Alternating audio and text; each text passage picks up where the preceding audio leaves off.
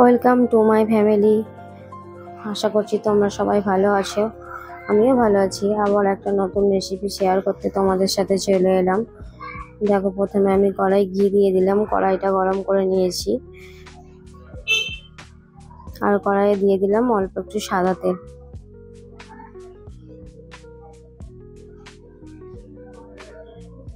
এই রান্নাটা তেলটা খুবই কম লাগে, দেখতেই পাচ্ছ তোমরা কতটুকু আমি তেল দিয়েছি। তোমরা যদি চাও এটা পুরোটা ঘি করবে তো ঘিয়েও করতে পারো, আমি সাদা তেল আর ঘিটা মিক্স করেই করছি।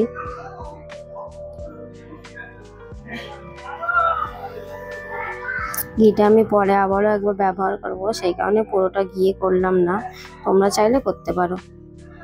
তো আমি কিছুটা কাজু বাদাম আর কিশমিশ দিয়ে দিয়েছি, এটা এবার লাল লাল করে ভেজে নেব। ও 5-6টা মতো কাজু একটু ভেঙে নিয়েছি, আর কয়েকটা 5-6টা মতো কিশমিশ নিয়েছি।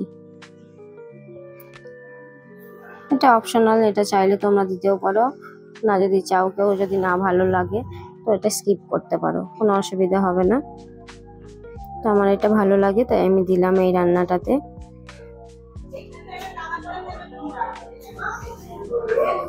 খুব বেশি এটাকে ভাজবো না, হালকা লালচে কালার হলে আমি এটাকে তুলে নেব, কারণ খুব বেশি ভাজলে তিতো হয়ে যাবে। তো দেখতেই পেলে আমি কতটা ভাজলাম। তো তোমরা এরকম হালকা যায় লালচে কালার হবে তখনই তুলে নেবে, বেশি ভাজবে না। তো ওই তেলে আমি গোটা গরম মশলা ফোড়নে দিয়ে দিলাম। ফোড়নে দিয়েছি তেজপাতা, একটা লবঙ্গ দিয়েছি, আর দিয়েছি এলাচ আর কিছুটা গোলমরিচ। আবার একটু নাড়াচাড়া করে নেব যতক্ষণ না গোটা মশলার থেকে একটা সুন্দর গন্ধ বেরোয়, ততক্ষণ আমি এটাকে ভেজে নেব।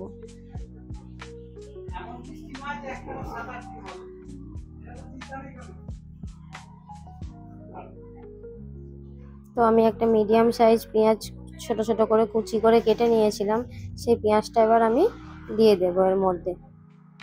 দিয়ে পেঁয়াজটা আমি হালকা লাল লাল করে ভেজে নেব।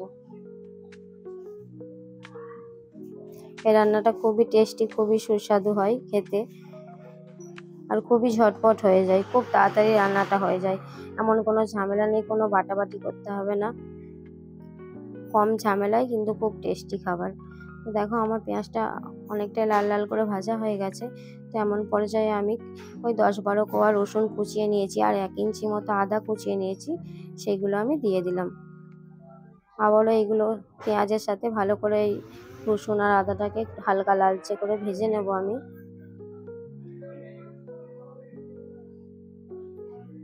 কারো যদি শরীর টরীর খারাপ লাগে, কোনো রিচ খাবার যদি খেতে ইচ্ছে না করে তাহলে তোমরা এই রেসিপিটা অবশ্যই ট্রাই করতে পারো। তো আমি কিছুটা চিকেন দিয়ে দিলাম, ওই 300 গ্রাম মতো আমি চিকেন নিয়েছি, চিকেনটা আমি দিয়ে দিলাম। এবার তোমরা তোমাদের পরিমাপ অনুযায়ী চিকেনটা দেবে, যে যতটা দেবে সে ততটা দিয়ে নেবে। আমি 300 গ্রাম মতো চিকেন নিয়েছি, সেটাকে দিয়ে দিলাম। এবার পেঁয়াজ রসুন আদার সাথে ভালো করে চিকেনটা লাল লাল করে আমি একটু ভেজে নেব। এই রেসিপিটা তোমরা যদি ট্রাই করো তো খুবই ভালো লাগবে, এই রেসিপিটা বাচ্চারা খুব পছন্দ করবে। তো আমি কিছু সবজি কেটে রেখেছিলাম, সেই সবজিগুলো এবার আমি দিয়ে দিচ্ছি। আমি কেটে দিয়েছি ক্যাপসিকাম, আর গাজর আর বিনস। আবার সবজিগুলো চিকেনের সাথে একটু ভালো করে নাড়াচাড়া করে নেবো 5-6 মিনিট মতো, যাতে খুব বেশি ভাজাও হবে না, আবার কাঁচা গন্ধটাও চলে যায়, এমন পর্যায়ে অবধি ভেজে নেব।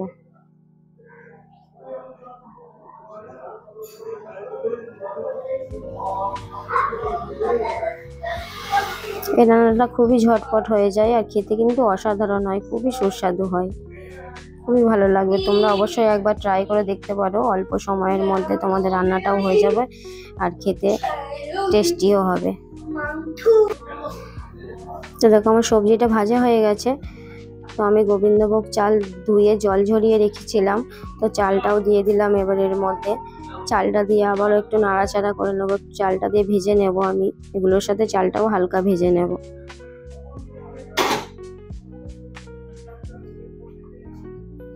কোনো বাটাবাটির ঝামেলা নেই, সব একসাথে দিয়ে তোমরা করে নিতে পারো।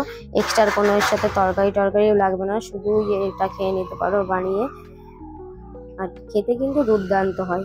ট্রাই না করলে বুঝবে না, অবশ্যই ট্রাই করবে।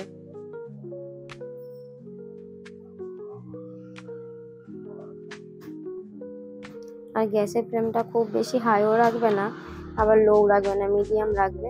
তো আমি একটা টমেটো কেটে রেখেছিলাম, সেই টমেটোটাও দিয়ে দিলাম এবার। আর দিয়ে দিলাম কয়েকটা কাঁচা লঙ্কা। লঙ্কাটা তোমাদের স্বাদ অনুযায়ী দেবে, কে কেমন ঝাল খাবে সেই অনুযায়ী দেবে। আর আমি যে কাজু কিশমিশটা ভেজে রেখেছিলাম সেটাও এবার দিয়ে দিলাম, দিয়ে আবার একটু নাড়াচাড়া করে নেব।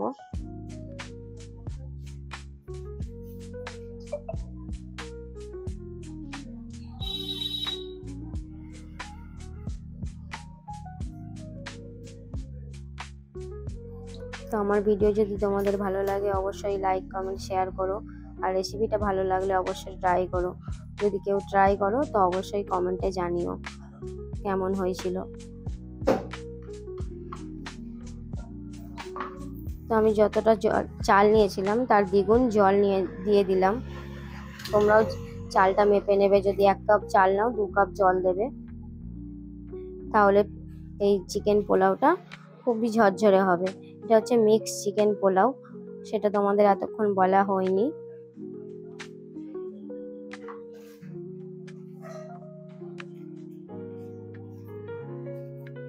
আর যদি তোমাদের চালটা নতুন হয় তাহলে দ্বিগুণ জল দেওয়ার দরকার নেই, 1.5 গুণ জল দিলেই হবে। আর চালটা যদি পুরনো হয় তাহলে তোমরা দ্বিগুণ জল দেবে, যতটা চাল তার ডবল জল।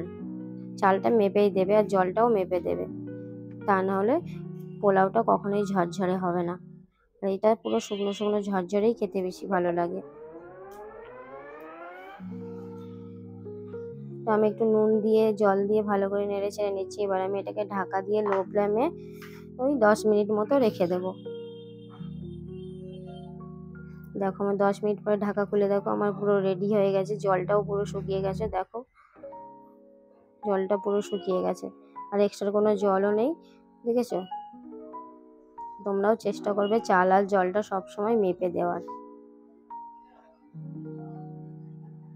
এবার আমি স্বাদ ব্যালেন্সের জন্য হালকা একটু চিনি দিয়ে দিলাম, তোমরা চাইলে নাও দিতে পারো। এটা খেতে তো দুর্দান্ত টেস্ট হয়, অবশ্যই ট্রাই করবে, তাহলে বুঝতে পারবে। আর দিয়ে দেবো হচ্ছে নামানোর আগে অল্প করে একটু ঘি, ওই 2-3 চামচ মতো আমি ঘি দিয়েছি নামানোর সময়, আর কিছুই দিলাম না। দেখেছো, দেখেই বুঝতে পারছো কতটা ঝরঝরে হয়েছে। তো আমার ভিডিও যদি ভালো লাগে অবশ্যই লাইক কমেন্ট শেয়ার এবং চ্যানেলটা সাবস্ক্রাইব করে দিয়ে পাশে থেকো। তোমরা যদি পাশে থাকো পরবর্তীতে ভিডিও বানানোর জন্য আরো উৎসাহ পাবো। তো সবাই ভালো থেকো, সুস্থ থেকো। আজকের মতো টাটা, পরবর্তী রেসিপি নিয়ে আবারও দেখা হবে।